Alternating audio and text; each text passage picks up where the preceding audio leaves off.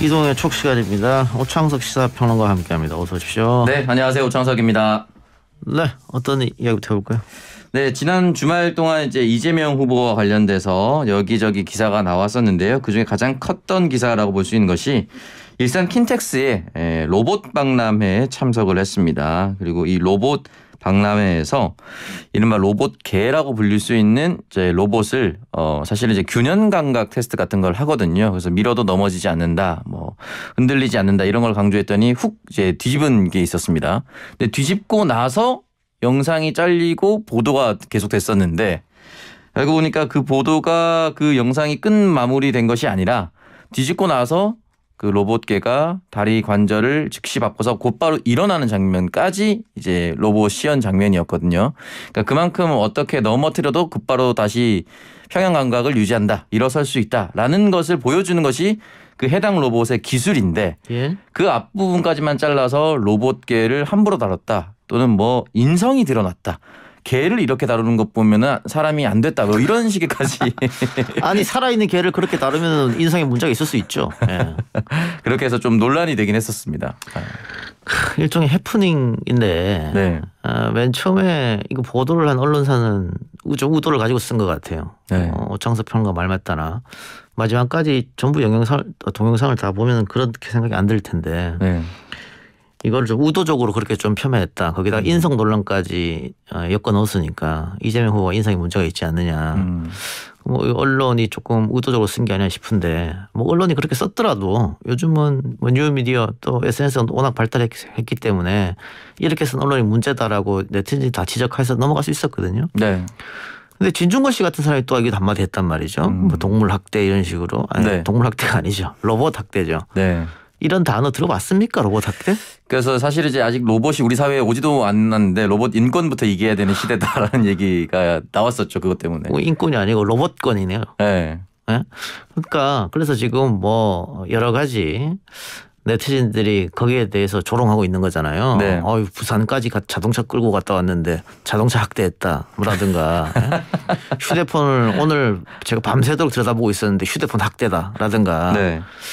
이게 너무 아무리 대선 전국이라지만 이게 너무 좀 심한 거 아니냐 그런 싶어요. 이거는 사실 놀라야 될 게 없잖아요. 그 로봇이 원래 그럴 거고 이재명 후보가 처음에는 한번 밀어보라 해서 밀어봤는데도 로봇이 안 넘어지더라. 네. 그 다음에는 뒤집었다. 네. 그래서 관계자가 뒤집어도 일어난다. 네. 그래서 일어났잖아요. 폴짝 일어나더라고요. 이재명 후보가 일어나야 되는데 또 이런 얘기도 나오고. 네.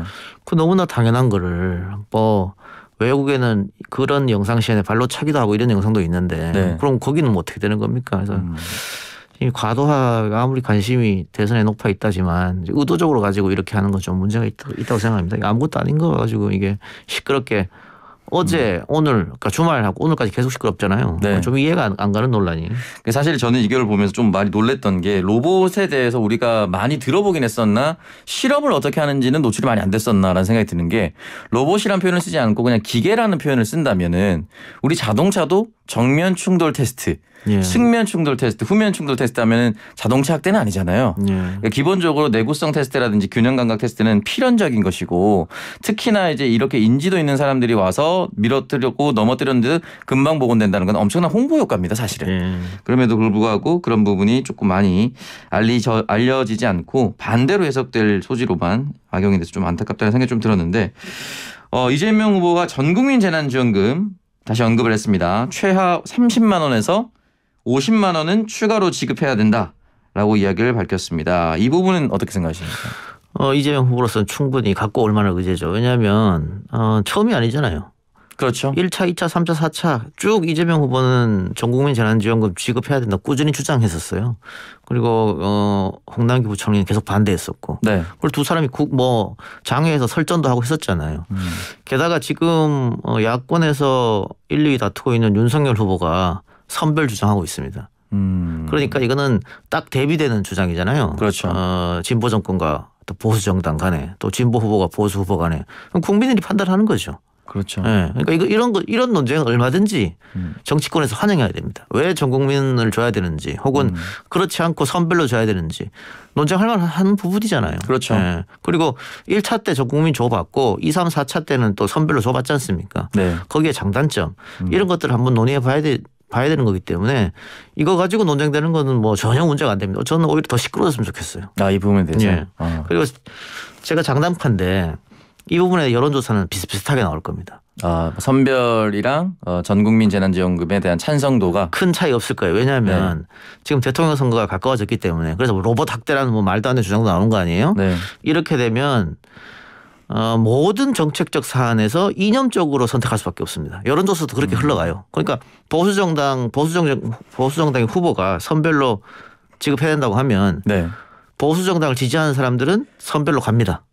여론조사를 하게 됩니다. 내가 지지하는 후보의 말을 따라간다는 것이죠. 당연히 그렇게 됩니다. 네. 예. 그래서 이번에도 아마 거의 비슷하게 나올 겁니다. 네. 결과적으로 예전에 무상급식 논쟁이 생각이 나는데 그때도 총선을 앞두고 논쟁이 붙었던 것 같은데 결국은 세금을 어떻게 쓸 것인가에 대한 문제인 것 같습니다. 뭐 게다가 지난번에 전국민 재난지원금 지급한다고 당이 주장했다가 결국은 당정청 협의회에서 88%로 결정 났잖아요. 네. 근데 12%에 속한 사람들이 상당한 반발을 했지 않습니까? 그렇습니다. 그런 걸 한 번 더 살펴봐야 되는 것이고 그래서 뭐가 더 좋았는지 뭐 이런 것도 생각해 봐야 되는 것이고 이번에 또 홍남기 부총리가 반발할 거 아니에요. 아마도 그렇겠죠. 그럼 이재명 후보는 숙제죠. 여당 후보인데 여권의 정부 사람이 반대한다. 네. 그러면 그걸 어떻게 설득시키느냐. 그것도 이재명 후보의 능력인 것이니까 그런 점도 하나의 과제로 남는 것이고 그걸 잘 극복하느냐 못하느냐. 네, 알겠습니다. 그리고 이제 이재명 후보가 던졌던 여러 가지 사회적 어젠다 같은 것들이 있는데요. 뭐 음식점 총량제도 있었고 주 4일제 같은 경우도 고민해 볼 필요가 있다 정도로 얘기를 했었는데 여기에 대해서는 이제 심상정 후보도 비판을 했습니다. 국민 세금은 꿀단지가 아니다라고 이야기를 했었는데 사실 이제 심상정 후보도 이와 같은 취지의 발언 또는 정의당의 어젠다 중에 큰 어젠다 중에 하나거든요. 주 4일제가.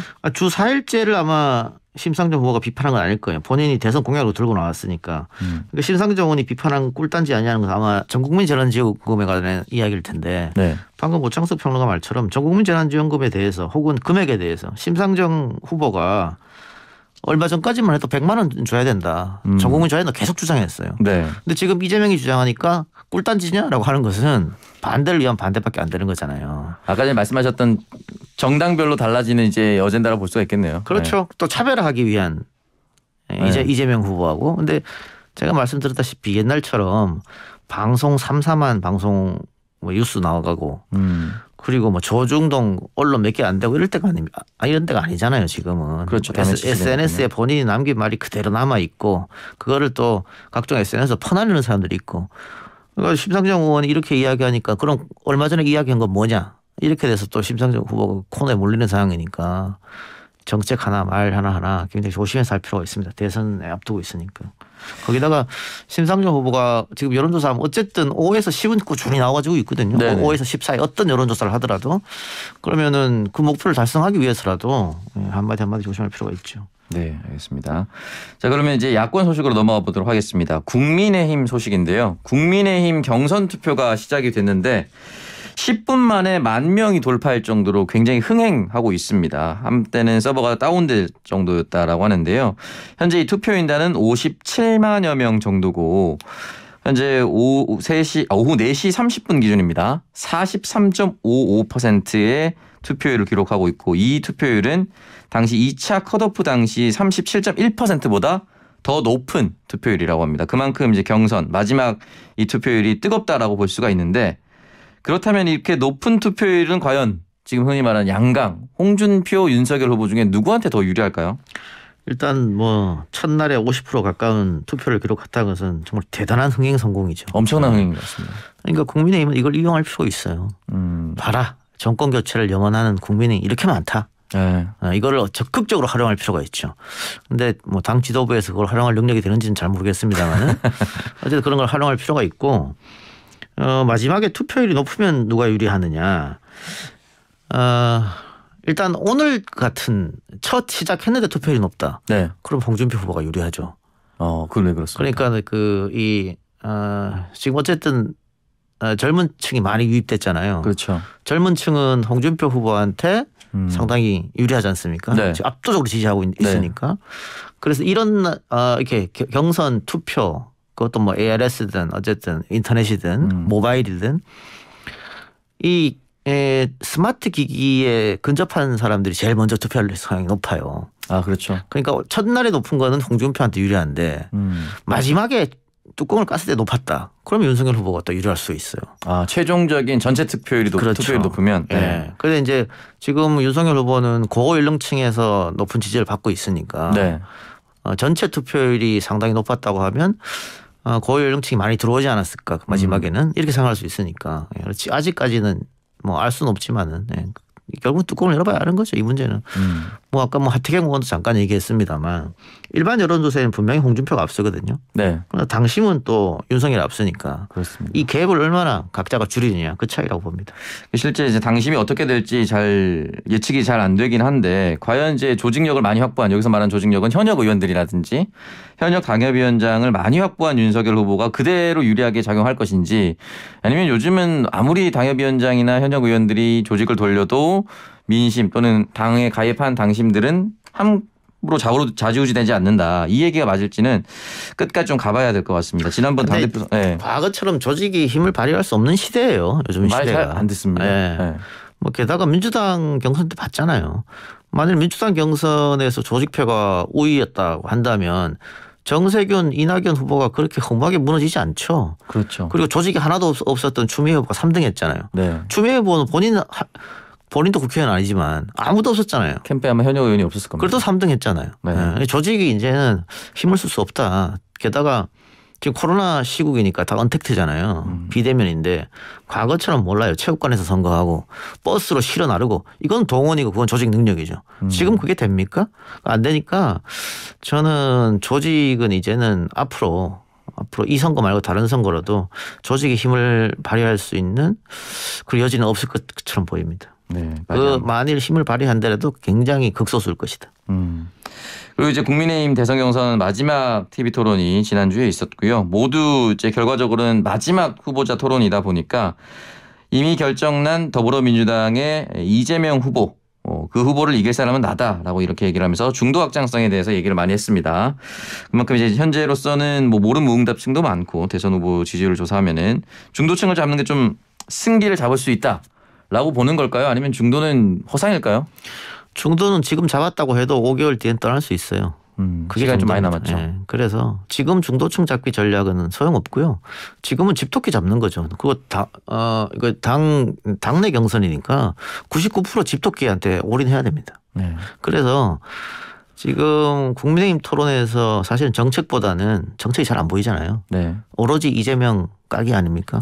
뭐 대장동과 이재명 비판 2개 정도죠. 네. 네. 오로지 그겁니다. 근데 그럴 수밖에 없는 게 그런 식으로 토론을 하면 이재명한테 유리할 수밖에 없다. 모든 스포트라이트를 이재명한테 주니까. 네. 그래도 집토끼를 잡으려면 그 수밖에 없기 때문에 지금 그러고 있는 거거든요. 뭐 이제 후보가 결정되면은 이제 당 지도부하고 후보 캠프가 전략을 바꾸겠습니다만 지금은 어쩔 수 없는 상황이다. 그래서 중도층 공략은 먼 일입니다. 예. 아직까지는 뭐 그렇게 중도층에 대해서 어떻게 얘기하기가 좀 그런 상황이고요.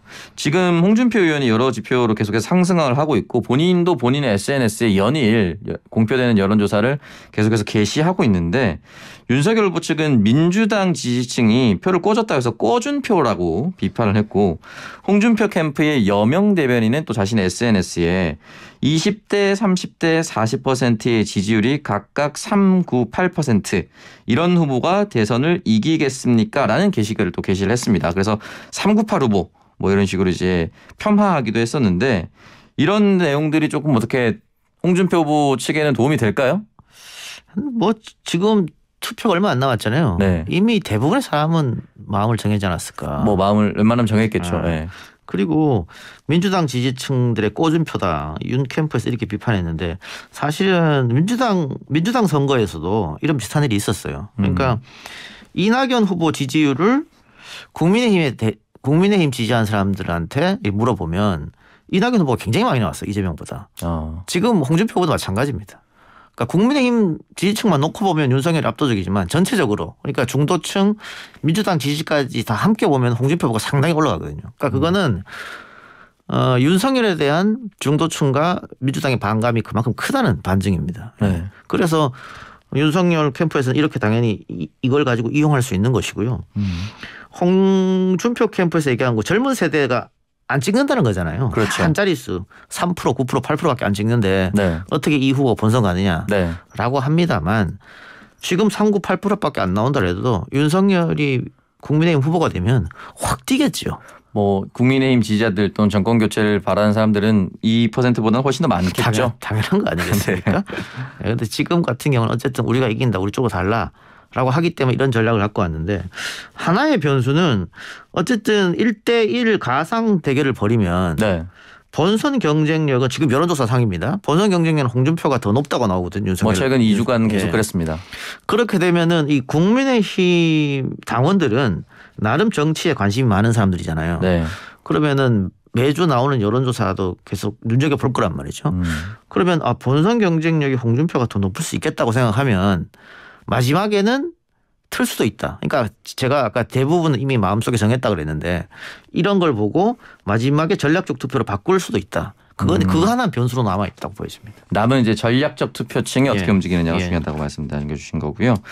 사실 뭐 그 전까지 오늘 뭐 투표하기 전까지 유승민 후보와 홍준표 후보 단일화 얘기가 계속 이렇게 흔히 말하는 일명 지라시 형태로 돌았었는데 결과적으로는 성사가 안 된 것처럼 보입니다. 이제는 불가능하죠. 네, 이미 투표가 시작됐죠. 예, 이제 끝났다고 보는데 만일 성사가 되려고 했으면 주말쯤에. 네, 이름을 뺏어야죠. 만약에 할 거였으면. 글쎄요. 제가 유승민 후보면은 엄청난 지분을 요구하면서 했을 것 같긴 한데 예 불발됐으니까. 네. 예. 왜냐면은 선거라는 것은 투표라는 것은 특히 대한민국 선거는 all or nothing이에요. 그렇죠. 50.5 대 49.5로 패배해도 1 이긴 사람이 다 가져갑니다. 맞습니다. 100을 모든 걸 다 가져갑니다. 네. 그러니까 2등 3등은 아무 소용이 없거든요. 그러면 앞으로 나의 입지 정치 미래 여러 가지를 생각해 봐야 되는데 하여튼 결론은 이렇게 됐습니다. 이제 11월 5일 날 결정되겠죠. 누가 되는지. 네, 알겠습니다. 마지막으로 또 다른 야권 소식입니다. 안철수 국민의당 대표가 세 번째 대선 출마 선언을 했습니다. 보통 이제 일요일에 출마 선언을 하거나 일요일에 기자회견을 많이 했었는데 오늘 월요일입니다. 출마 선언을 하면서 이제 대선에 대한 포부 그리고 문재인 정부에 대한 비판까지 남겼는데요. 가장 중요한 건 안철수 대표에 대해서 당선 가능성보다는 사람들이 이번엔 완주할까라는 질문을 더 많이 던지고 있습니다. 완주할까요? 안철수 후보로서는 네. 이게 자기가 대선 출마를 선언을 했는데 관심은 완주냐 단일화냐 여기가 있다는 게 참 뼈아프죠. 그렇습니다. 뼈아픈데 본인 닉네임 중에 하나가 또 말 그대로 철수잖아요. 철수 정치. 나갔다가 뭐 후보 단일화하고 포기하고 이런 것들이. 네. 어쩔 수 없어요. 본인이 숙명이지. 그런 말 듣는 건 어쩔 수 없는. 네. 다만 국민의힘이 상당히 골치 아파졌습니다. 지금. 아. 그 안철수 후보가 완주하게 되면 정권 교체를 꿈꾸는 국민의힘이 상당히 어려질 수 있어요. 그러니까 지금 여론조사대로 그대로 나오진 않겠습니다만 많이 나오는 건 두 자리도 나오거든요. 사자 대결에서 안철수 후보가. 그러니까 안철수 후보를 제외한 나머지 정당의 3명의 후보는 무조건 완주한다는 거잖아요, 지금. 그렇죠. 예. 그 이후의 건 볼 수 없으니까. 근데 안철수 후보까지 끼어들어서 사자 대결이 완성이 되면 국민의힘으로서는 손해볼 수밖에 없죠. 그래서 국민의힘의 딜레마. 언제부터 안철수와 접촉을 할 것인지 예. 그리고 어느 정도까지 양보할 것인지 상당한 딜레마에 빠질 것이다.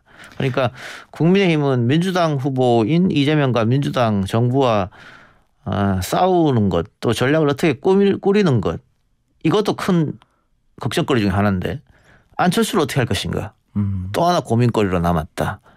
예, 선거 판세는 이제부터 요동친다 그렇게 보여집니다. 아무래도 11월 5일 이후에 국민의힘의 단일 후보가 선출되고 나면은 그 단일 후보가 안철수 후보와도 접촉을 하겠죠. 뭐 당장은 아니겠지만 하겠죠. 네, 연말까지는 접촉을 충분히 하려고 할 거고 아무래도 안철수 후보가 흔히 말하는 국민의힘 후보와의 단일화를 했을 경우에 정권 교체 가능성이 더 높아지니까 아무래도 계속해서 그렇게 요구할 것 같고 지난 2017년을 보더라도 문재인 현 대통령과 심상정 당시 후보가 총합이 47.3이었고 홍준표, 안철수, 유승민 후보 흔히는 보수 성향의 투표 민심이 52.2였습니다.